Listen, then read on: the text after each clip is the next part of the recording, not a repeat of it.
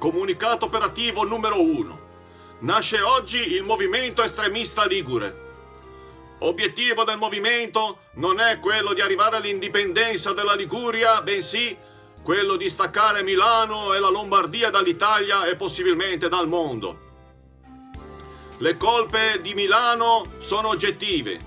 I milanesi sono la causa principale del nostro scontento, dei nostri problemi lavorativi ed economici. A Milano non c'è il mare e non c'è il pesto, se no il pesto novella in qualche supermercato, ma comunque non sanno farlo. La focaccia è presente in qualche panificio in una versione mortificante.